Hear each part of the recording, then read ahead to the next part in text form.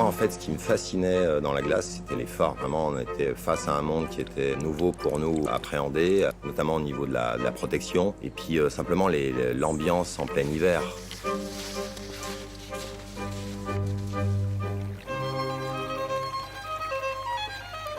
Cette activité cascade de glace qui était une activité alternative dans les années 80, qui était quelque chose qui naissait, qui était en dehors de l'alpinisme, qui était en tout cas une activité hivernale qui n'était pas reconnue, finalement dans les années 2000 c'est devenu une activité phare intégrée à l'alpinisme.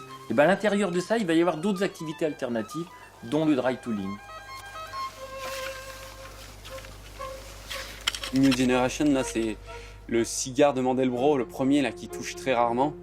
Et du coup, ça fait une longueur, un M7, 40 mètres. On a mis 3 spits.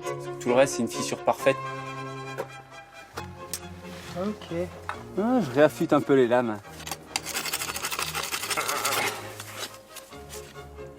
Comme neuve. Il va être bien sur son frame dans les feuillets.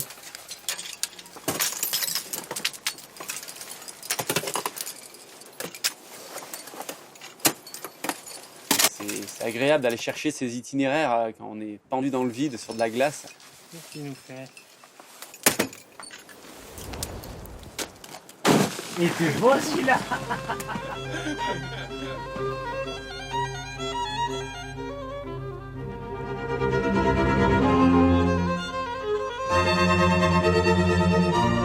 Le dry tooling est un mot récent. La pratique n'est pas récente, mais le mot est récent. Et c'est quoi la passation entre la cascade et le dry tooling? Je pense que c'est toute une génération de cascades que moi j'appellerais les structures suspendues. Ces cascades sont entre guillemets interrompues. Et on accepte ou on décide de passer en rocher pour aller de stalactite en stalactite ou de portion de glace en portion de glace, qui n'était pas quelque chose de très courant à l'époque. Et nous, c'était pas du tout conceptualisé, c'est pour ça qu'on ne parle absolument pas de dry tooling à l'époque. Nous, c'était juste un moyen d'aller chercher de la glace ailleurs, et puis c'était un moyen de créer des nouvelles lignes de cascades difficiles, acrobatiques, bien qu'il manque des portions. Bon, qu'est-ce qu'on fait? On va cueillir la salade. Mais effectivement, il n'y avait pas du tout cette mise en mots de dire la voie en tant que telle oblige de passer en rocher, et le rocher, on va le passer de telle ou telle manière. C'est pas ça qui était important. Ce qui était important, c'est d'aller chercher les structures supérieures.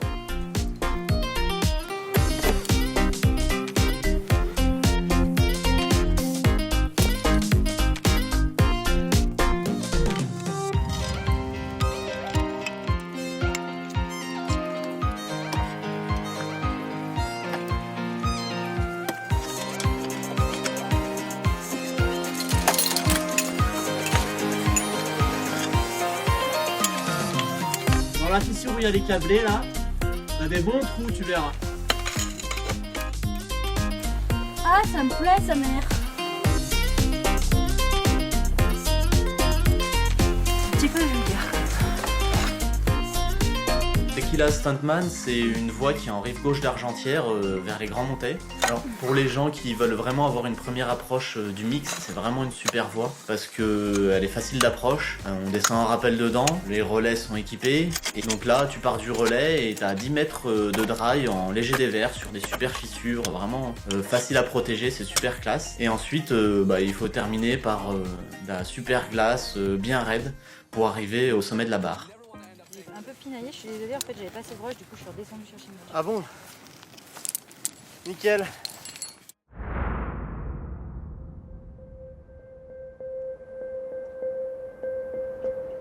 Typiquement, Jeff Lowe, après un voyage en Europe, va ouvrir Octopussy. Et en fait, il a, lui, l'intelligence de se dire que la pratique en elle-même, ça va être de passer en libre la partie rocheuse pour aller chercher des tentacules de glace. Et c'est là, en fait, que le concept de dry tooling, pour moi, va naître. Donc, effectivement, c'est d'une volonté, à un moment donné, d'un grimpeur qui a cette vision sportive, de dire, mais non, c'est pas uniquement pour aller chercher de la glace, mais ça va faire partie intégrante du jeu.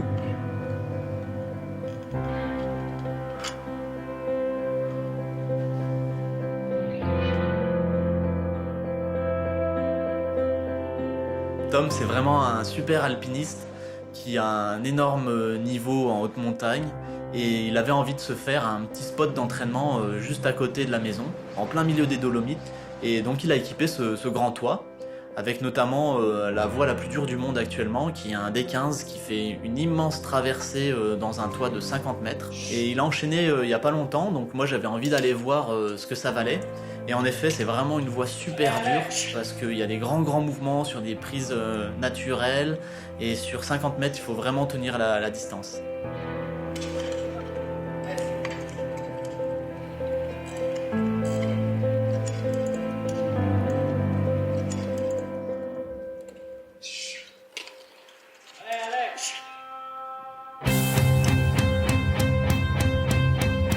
Ça commence à être long. Encore un move là. Et j'en ai fini avec cette satanée voie.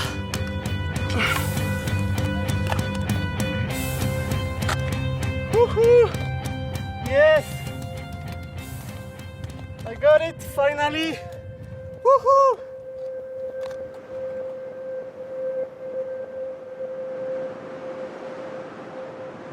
Une chose qui est géniale dans le dry, c'est qu'il n'y a pas de contraintes. L'escalade en cascade de glace, ce ne sont que des contraintes. Ce sont avant tout des contraintes météo, des contraintes de terrain, des difficultés d'approche.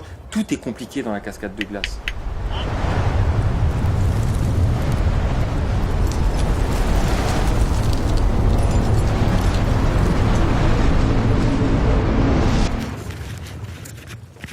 Ouais, toujours prendre son parapluie quand il y a l'avalanche. Et son arme.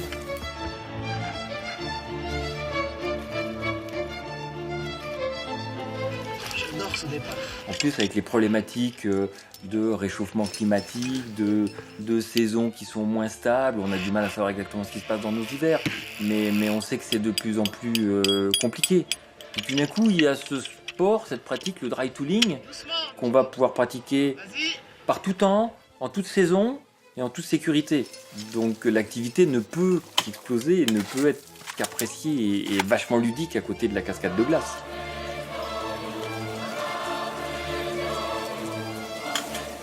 Laurent Girousse nous a offert vraiment ce spot de l'Arche. Cette année-là, les conditions étaient tellement mauvaises pour faire de la cascade de glace ou même aller en montagne. Et là, c'est un super spot avec un gros dévers qui fait 30 mètres de haut, avec plein de stalactites de partout. C'est Disneyland, hein, c'est le paradis des grimpeurs. C'est vraiment le spot de la décennie. Et donc là, on a passé 2 jours à équiper, donc on a mis des speeds, donc c'est vraiment la pratique moderne qu'on a maintenant du dry qui nous permet de se faire plaisir de stalactite en stalactite.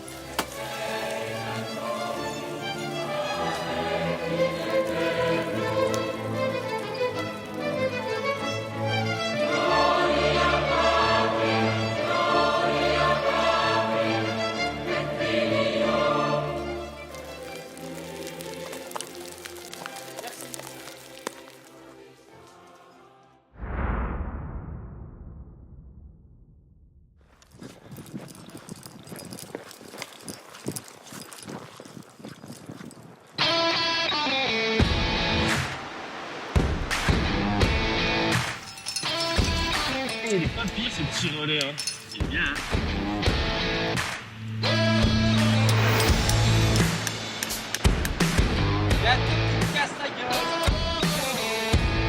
Mais moi, je me souviens qu'à un moment donné, je pense que le dry a eu peut-être du mal à créer ses lettres de noblesse et avait toujours besoin qu'il y ait un peu des glaçons qui pendent avant que peut-être votre génération arrive et s'en affranchisse complètement et dise « Mais nous, on s'en fout, on fait du dry ».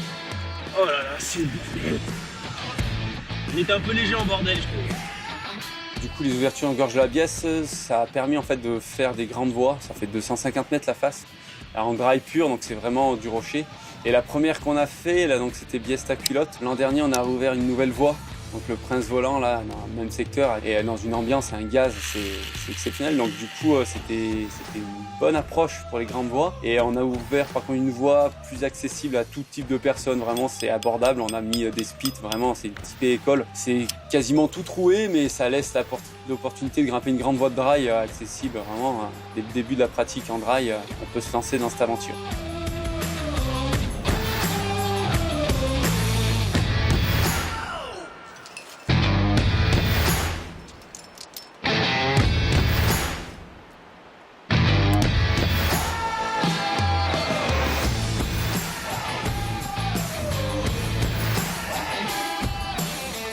En littérature, on parlerait d'oulipo. Je ne sais pas si ça vous parle de ça. On se met des contraintes. On va écrire un livre sans utiliser la lettre E. Et puis on écrit un livre sans utiliser la lettre E. Ça s'appelle la disparition. À la limite, le dry tooling, c'est de l'oulipo. On fait de la cascade de glace sans glace.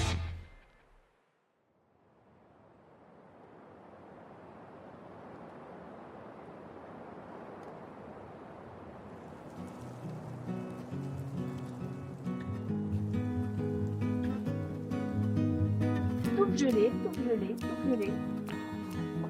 Grimpe avec les mains. Chibouzou, c'est une grande voie vraiment sportive et moderne dans le sens où tout est spité, il y a des longueurs où la glace est vraiment indispensable, mais à côté de ça, il y a des longueurs entièrement en dry, sur prise naturelle. Après, on se fait vraiment plaisir parce que tout est spité, donc ça permet vraiment de travailler sa technique. Et c'est une super voie pour avoir une bonne approche pour la montagne, parce que vraiment, on est dans une face entièrement safe, il n'y a pas de souci au niveau des conditions d'approche, ou même on peut y aller par tout temps.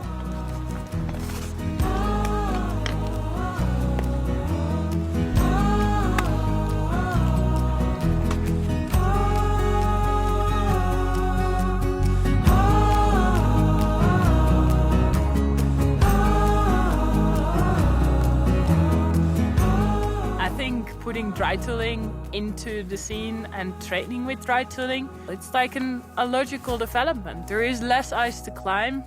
It's still cold. You don't want to climb with your hands. Yeah, you just go without the ice and you just go on with your ice axes. I think that's cool. Woohoo! That's good. Finally. The World Cup brought me to where I am today. Because of the World Cup, I'm able to train. We're able to get a little bit of funding from our national federation and also a little bit of recognition. And because of all this together, we could actually be here and travel around. And also the training itself makes you stronger for the outdoors itself.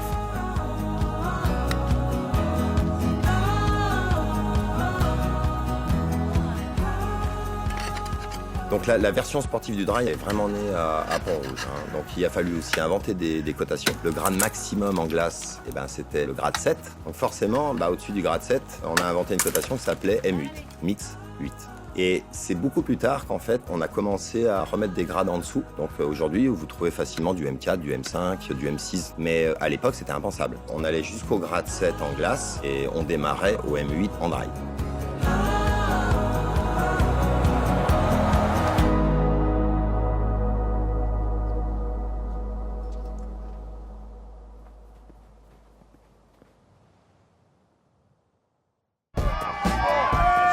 mai 2000, on se retrouve sur le glacier de Pistal pour une compétition. Et là, avec Dédé, on en discute vite fait et on se dit, mais là, il faut absolument qu'on travaille sur les piolets. Là, à l'époque, on avait des piolets manche droit, donc on n'avait pas ces ergots qu'on a à l'heure actuelle. Là, il n'y avait rien, c'est-à-dire qu'au pire, Louis Gued, il avait mis une vis, mais c'était vraiment, vraiment douloureux.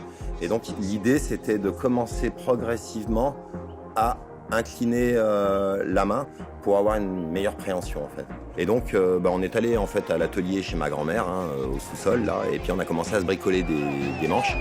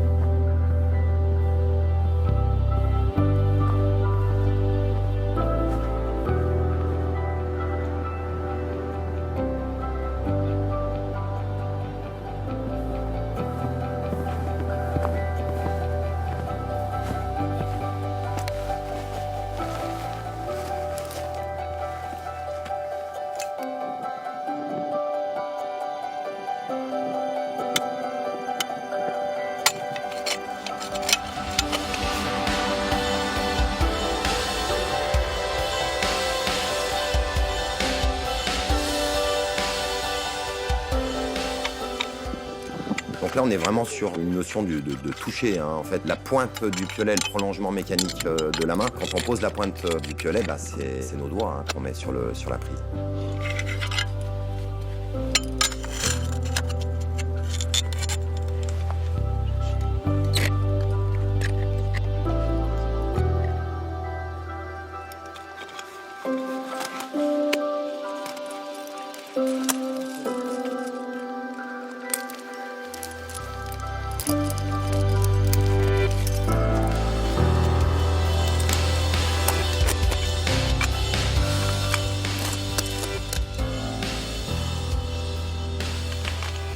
La glace, elle avait un peu passé parce que tout le monde s'était rendu compte que la glace difficile, ça rimait plutôt avec mourir à plus ou moins brève échéance. Tu veux faire du dry, c'était un peu comme faire du pan pour l'escalade. C'était une occupation. Ça permet à l'automne d'être dehors plutôt que d'être enfermé dans un gymnase. Je suis convaincu que faire du dry, ça sert à faire évoluer l'alpinisme. Fais bien gaffe.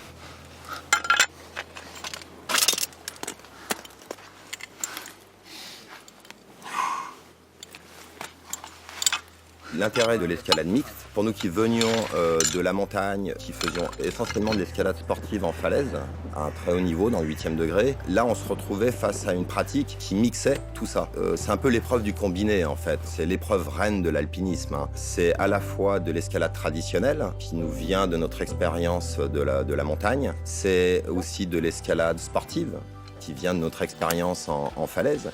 Et puis c'est un mélange aussi d'escalade sur glace, donc ça c'est la dernière activité qu'on avait découverte. Quand vous mélangez tout, bah, ça donne aujourd'hui l'escalade mix ou le dry tooling.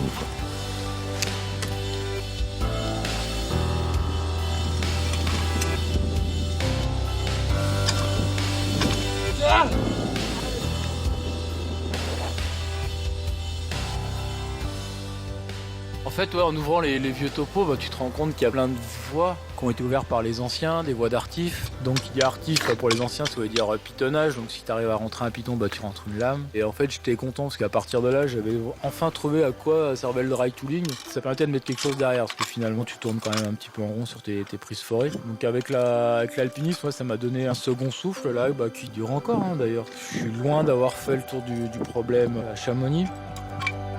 Là, j'ai plus de bras.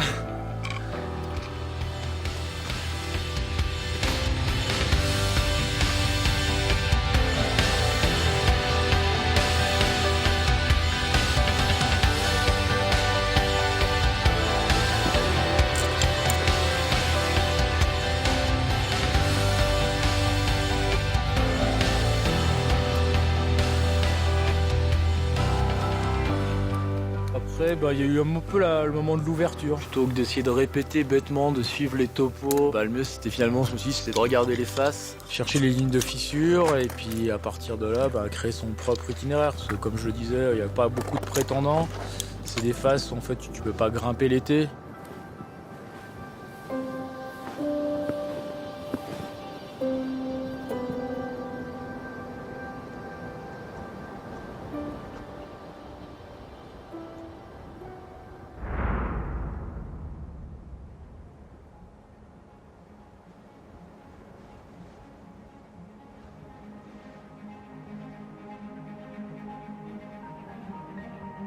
Donc, une fois que tu as nivelé ton espace de dormage, tu te couches sur ton thermarest en prenant soin de mettre la valve côté tête. Et oui, parce que si c'est côté pied, tu n'as pas le bras assez long pour aller dévisser légèrement.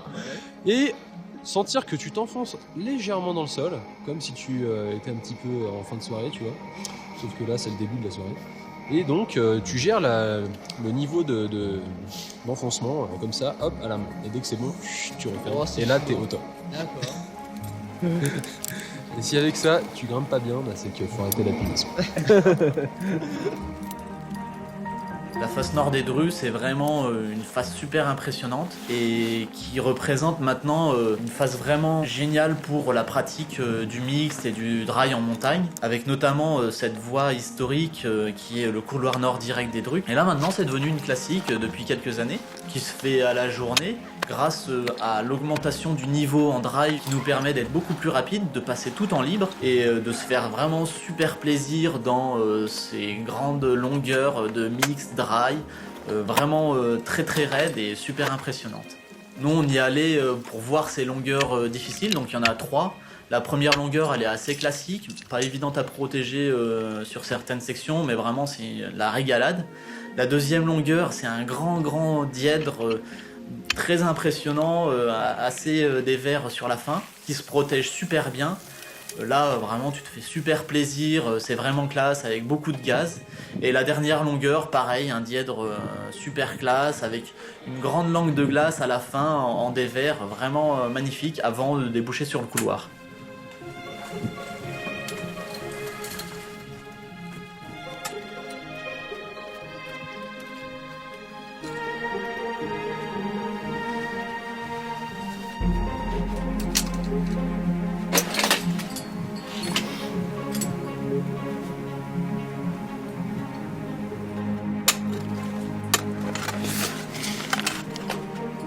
Ouais, c'est pas mal, hein. On protège un peu comme on peut. Et puis, là, on profite de la glace qui est vraiment généreuse au fond. Et puis là, regarde, c'est comme à la maison. Hop, des beaux petits trous. Hop là. Bah, le dry, ça me passionne parce que premièrement, j'adore bourriner, donc j'ai pas trouvé d'autres disciplines où tu bourrines autant, donc ça c'est vraiment cool. C'est super classe parce que tu utilises des piolets, des crampons, donc tu te sens un peu comme un guerrier, comme un gamin, c'est vraiment marrant. Et ouais, j'aime bien le dry aussi parce que voilà, t'arrives en montagne ou en cascade de glace, en mixte. T'as le niveau physique, vraiment tu te poses pas de questions, il y a juste le niveau technique à gérer, le niveau des conditions, des protections à placer, tout ça. Donc là vraiment ça te permet de te faire plaisir avec un bon niveau et de réaliser des voies exceptionnelles vraiment en se faisant plaisir.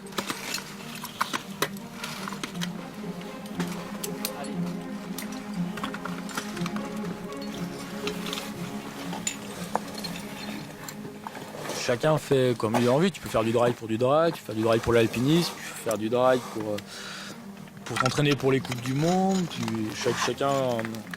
Chacun le voit comme il veut. Mais en tout cas, moi, c'était clairement ça ma ligne. C'était que les gars, ce soit leur entre guillemets tremplin, tu vois, pour essayer de voir des voies mixtes en montagne. Et là, je suis assez satisfait de ce côté-là, effectivement. Après, souvent, tu as les gens qui crachent sur les prises forêt en disant que ça sert absolument à rien en alpinisme. Ça, c'est surtout des gens en fait qui ont jamais fait de mixte en montagne, parce que là, effectivement, t'as un feeling qui est un petit peu différent, mais t'as le feeling, puis après t'as l'effort à mettre, et tu peux avoir un bon feeling, mais si tu fermes pas le bras, ça servira à rien, quoi. Après voilà, c'est juste que c'est un sport sans importance, le dry, et que chacun le joue avec les règles qu'il veut.